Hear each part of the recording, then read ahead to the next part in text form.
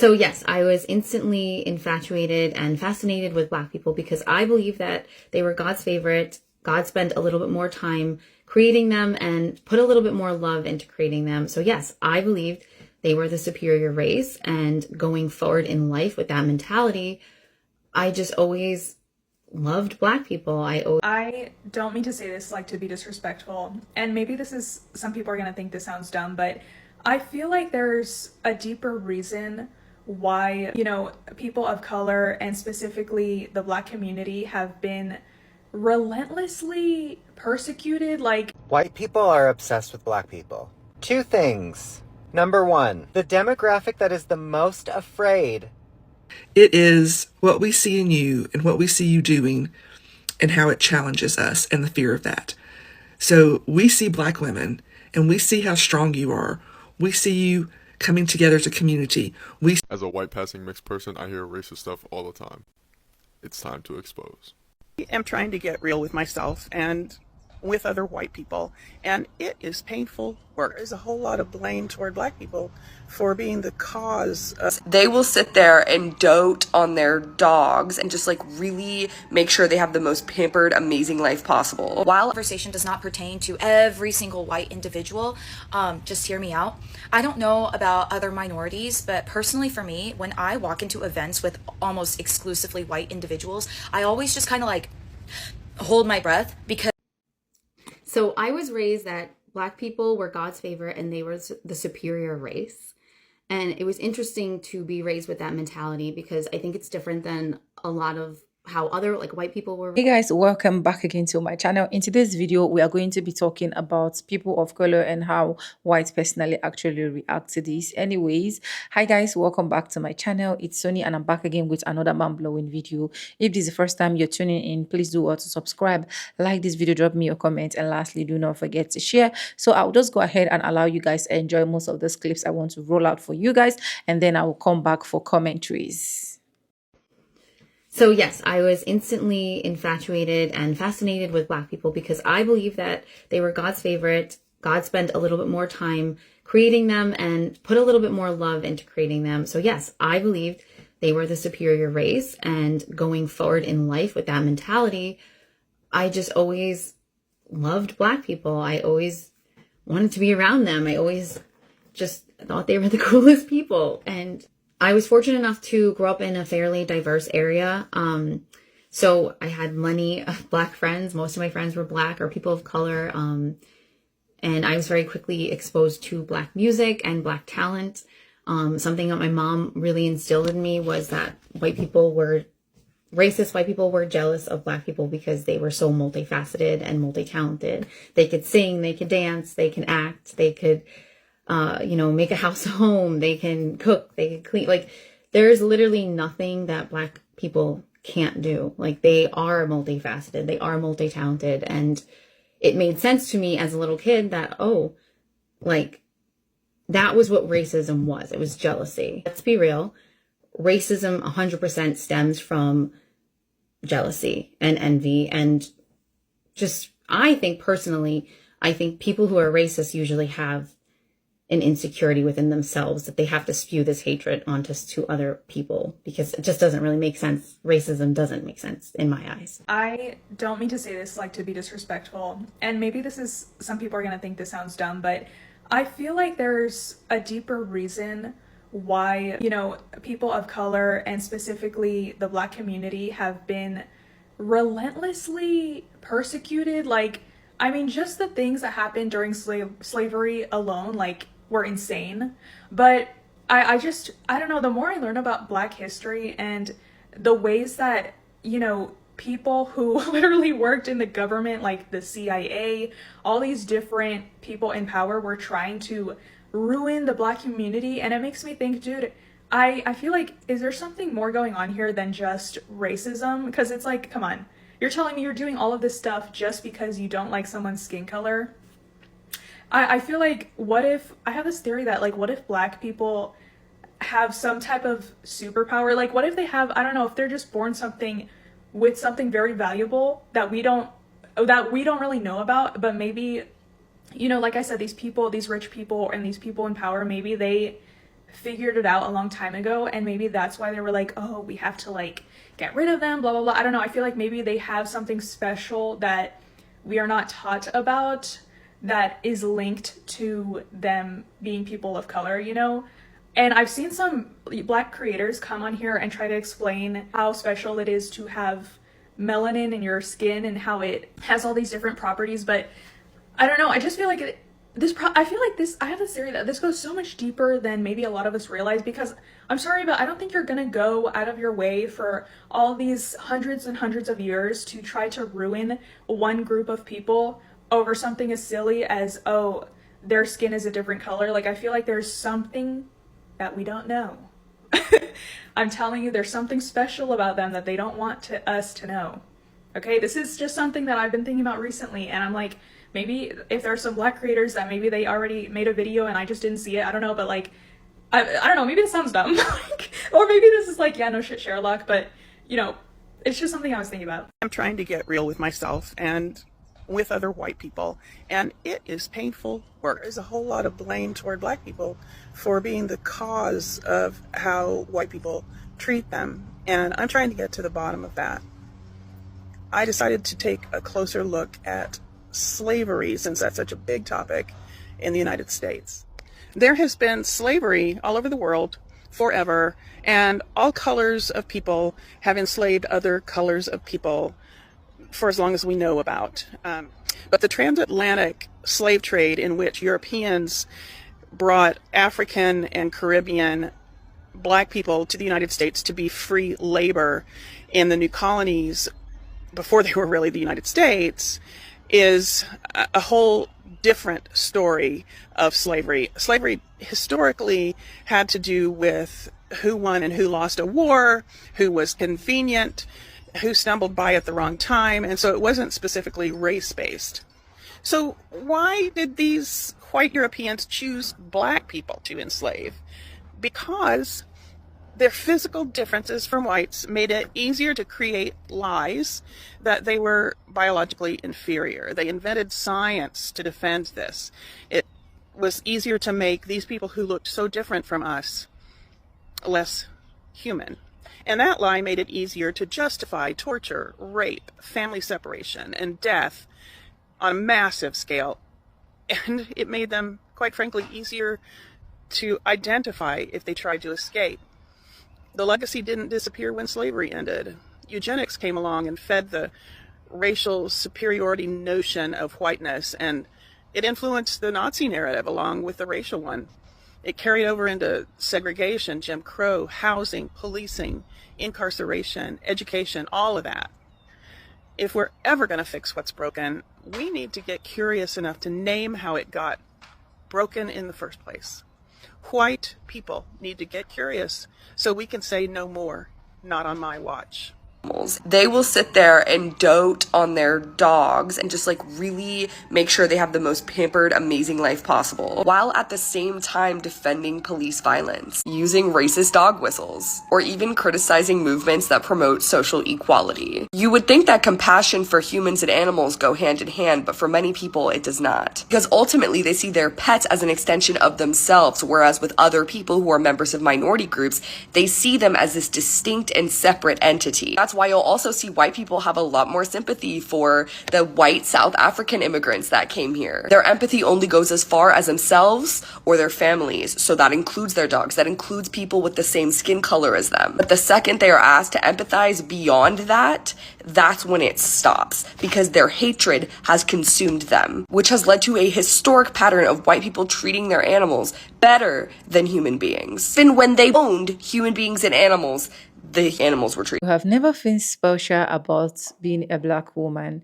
or a Black man or something like that. If you've never been feel special about your color, like this video should actually make your day and make you feel special. Like, you understand? Especially the first clip of this video that I actually played, where this particular lady is actually explaining, that's to tell you that there is a lot of things about you that these people actually admired. You understand? There is a superiority in you. There is something special about you being called black. I just wish a lot of black persons can actually wake up and notice this to their own self and know who they actually are.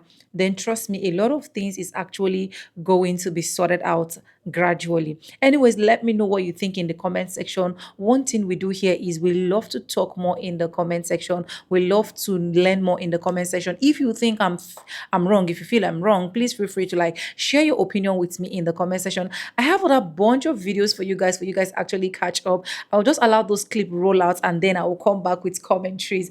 But trust me, this particular video actually made my day, and I know that it's gonna make a lot of people's day. So just start putting a smile on your face and let's continue to watch this video. So I was raised that Black people were God's favorite and they were the superior race. And it was interesting to be raised with that mentality because I think it's different than a lot of how other like white people were raised.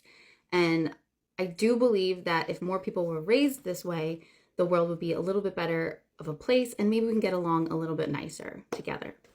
Obviously there's pros and cons to everything. So I would love to discuss the pros and cons of what it was like to be raised with this mentality, as well as like what you think about it and what you think we should do going forward to raise the next generation of children who are carrying the future for us.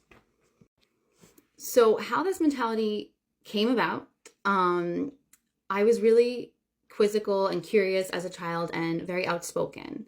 It's interesting to look back now that we're in this ginger talk right now. I'm kind of reliving a few of the silly little traumas that we face as gingers. And I noticed that I was more outspoken between the ages of 0 and 8. And once I started getting really made fun of as a ginger, I kind of lost my voice and I wasn't as brave or outspoken and I was shy and timid. So it's kind of interesting to have that realization now so many years later. Anyway, back to the important topic here. The way that this mentality was brought on to me was, as I said, I was very outspoken and, you know, I was quizzical and curious as a child. So before the age of 6, I asked my mom, why do we call them Black people when they're more different shades of brown? And I asked her, why do people treat them differently or call them names? Like, what does this mean? Why is this happening?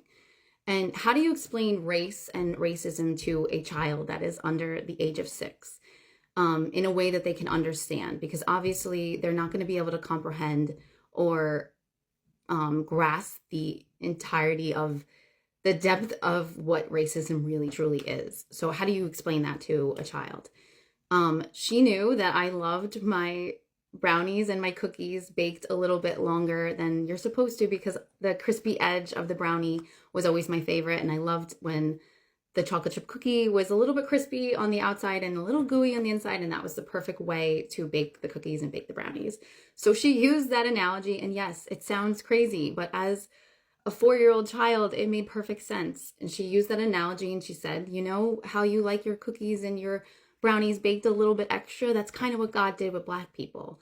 He took more time and more love into creating Black people. And that's why they're a little bit darker than you. He just baked them a little bit longer. That's how she described race to me. And she said that anybody who talks badly about them or is mean to them is just jealous. So right away, I was kind of just like completely infatuated and just in awe of Black people because I'm like, oh my gosh, what is it like to be God's favorite? What is it like to, you know, just be loved a little bit more from God? Like, I just thought it was incredible and amazing. And so I always just gravitated towards Black people because I was like, oh my God, like they're so lucky. Do they know how lucky they are? Like, how cool is it that God spent a little bit more time on them? I was fascinated by it. And White people are obsessed with Black people. 2 things. Number 1, the demographic that is the most afraid of the specific demographic that I'm talking about, they're the only demographic that will go up to the danger because they hate it so bad. Does that even make sense to you? Second thing, the demographic that wants the most attention is the most afraid to be seen. Meaning, when a white person is driving and they notice a black person is across from them and they are afraid to make a turn, left or right, they are afraid that the black person is perceiving them and sees them as an idiot, which 9 times out of 10 they are. But at the end of the day, it always rings true. White people are absolutely obsessed with black people. As a white passing mixed person, I hear racist stuff all the time. It's time to expose. Alright, so one time I was with this group of white people, and the girls were talking about this girl who had jungle fever. And this white girl goes, "Isn't it a shame to see our race mixing with another? What's going to happen to our white purity?" I couldn't believe what I just heard. There was another time where I was at a party, and the only other black person there left early. Right after he left, one of the white dudes there proceeded to say the N-word. Not even in a song or anything, just said it out loud. When I confronted him about it, he said, "What? He's not here anymore." Little did he know that I'm a double agent. Needless to say, that situation was handled. There was another time where we were talking about an opposing basketball team. We were talking about why the team was so good, and somebody goes, "They're only good because they let all the charity cases on the team." There were no white people on this team. I'm sure I'm not the only white passing person with these kinds of stories, so feel free to duet. So this lady asks, this black lady, are white women really that scared of black women? And I'm going to say yes. And this is my opinion as a white woman who is 53 years old and has lived in the South in Georgia my entire life. But it's not being scared, but it's a fear. And it's not a physical fear. It is the mental fear. It is what we see in you and what we see you doing and how it challenges us and the fear of that. So we see black women and we see how strong you are. We see you coming together as a community. We see you supporting each other. We see you supporting your community, supporting your families, supporting your children, going out and fighting for your rights, being authentic in your race and in your femininity. Anyway. And we're jealous. I think we're jealous because we would love to be that, I think, and we don't know how to break out of the indoctrination that we have been suppressed by our entire lives. And I'm not giving white women a pass, don't get me wrong. But I know I, and most women, white women have been told our entire lives, be quiet, know your place, be a good girl, don't rock the boat, don't be too much. And when you are any of those things, you are ostracized because you have rocked their boat. And that is what black women are. You rock our boat, our mental boat, because you challenge us to look at how we are deficient and not living in our truth, and it makes us uncomfortable. And people don't like to be uncomfortable. And it makes us start to question ourselves, and people don't like to question themselves. We would rather live in our little bubble of white supremacy and what we know and comfortableness. I know that's not a word. Than a lot of people would, white women would, rather than challenge themselves to grow and know more, because it's easy. Doing the work is hard. It's really hard. I've been doing the work the past several years, and it's hard. It is hard admitting some truths about yourself and some truths about yourself as a white woman.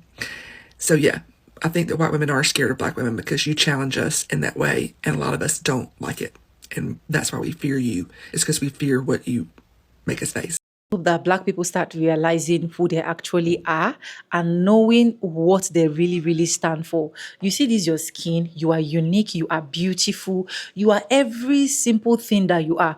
Do not let any single person deceive you. You can hear it coming from the white mouth of these white people. You understand? I understand the fact that a lot of people do not even know what the black people in America are actually going through, including we African, because we have this feel like, oh, and they're just enjoying life there and so on and so forth. I don't know if you guys get what I'm trying to say, but as a black person, you need to realize who you are. You need to stand back to your feet. You need to carry your shoulders with ego. Like, you need to tell yourself that I am black and there is nothing you can do about it. Your skin is unique. Your skin is melanin popping. And I hope this video really encouraged a whole lot of persons that have actually feel downcasted, that have actually been looking down on themselves, probably as a black community or Africans, for example. Just know that a lot of people out there, the white skin people, they are also admiring you. So this is something special about the Black people that a lot of people cannot really wrap their head towards it. How come these people grew up? How come these people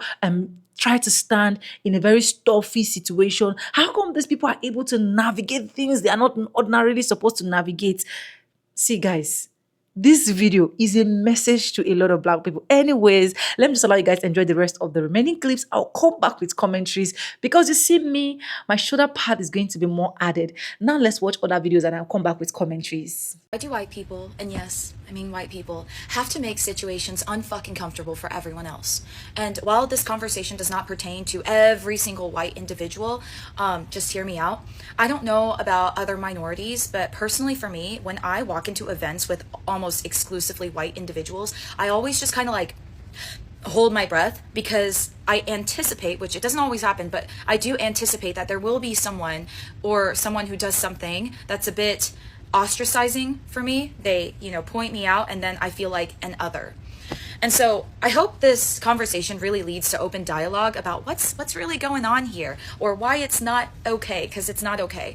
But basically I went to a unifying event, and the first instance was I had an individual and we were all in a group setting and we were all talking about how many children we wanted. And as people are going around the circle, I'm just like, oh, that's great for you, not for me. I personally do not want kids, but I love that for you. And the thing is, both ideas are okay. They're okay. However, the individual next to me turns over and goes, just because your people don't allow having more than one child, that doesn't mean you have to look down at the rest of us.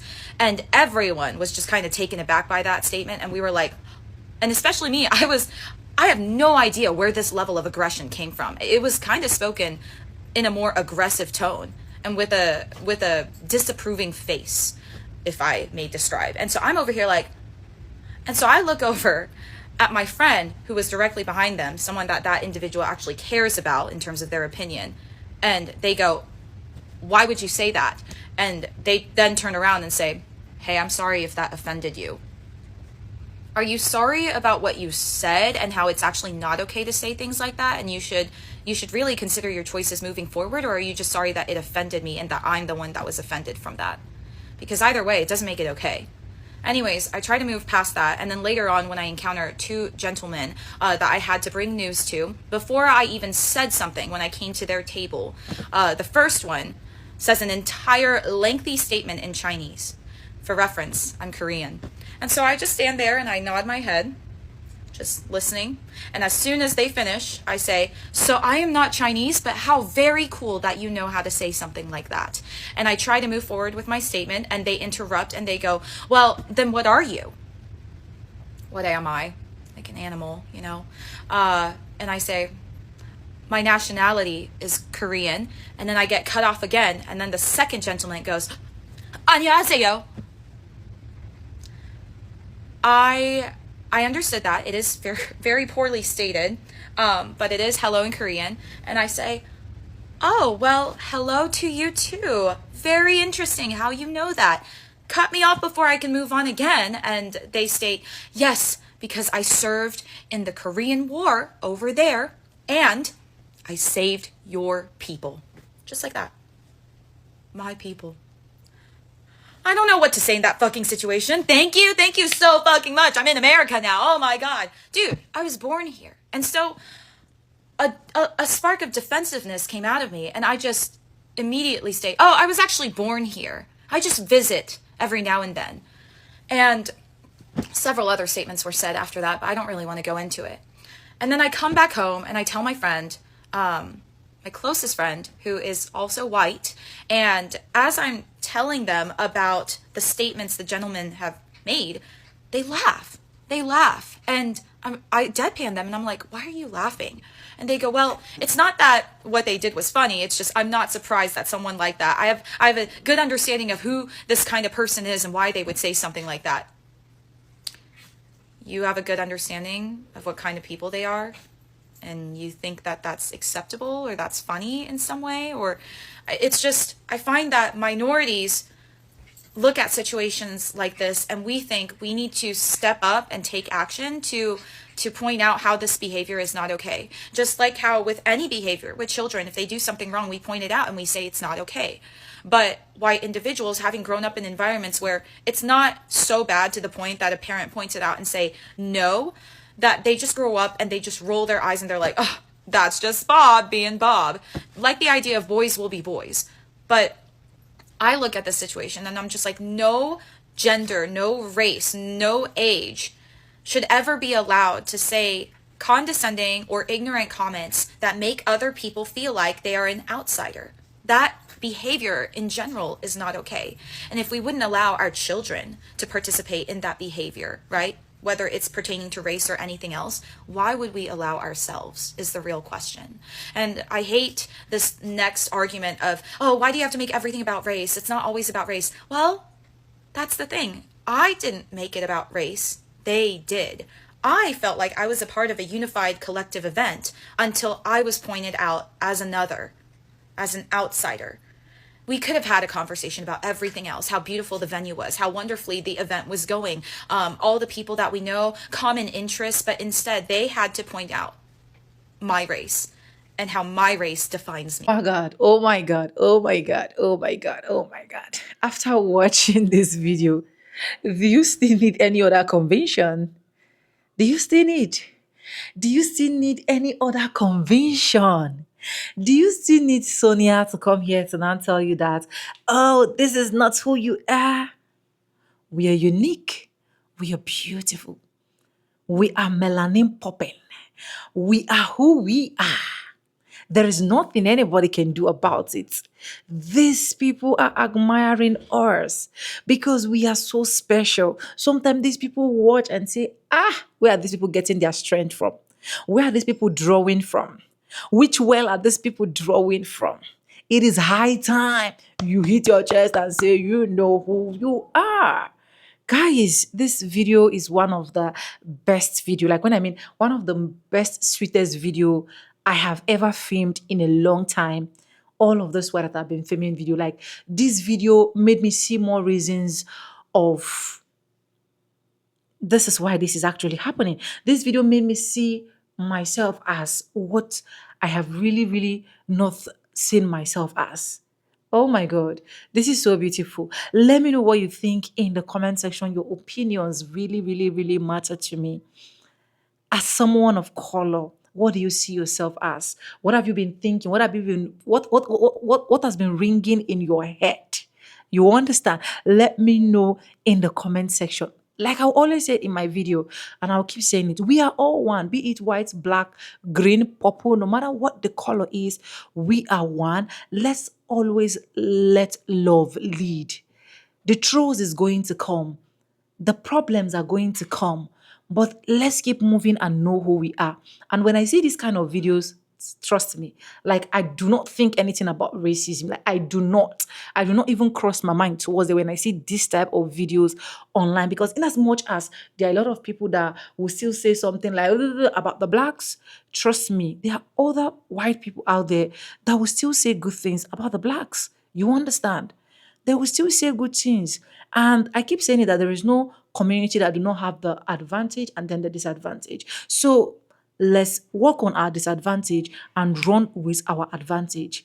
Anyways, let me not blab too much. Like I said, let me know what you think about this video in the comment section. Do you have any contra opinion to this? Let me know as well in the comment section. I love to see your comments. I love to interact in the comment section. If you think there is any other thing that you feel like I need to know as well, please feel free to drop it for me in the comment section. I would really love to see. I would really love to study. I would really love to know more things that I did not know before. Subscribe, like, comment, and share. And yes, with no further ado, I do like I say in my videos, I'm going to be saying bye, and I'll see you guys in my next one. For now, bye guys. I love you guys.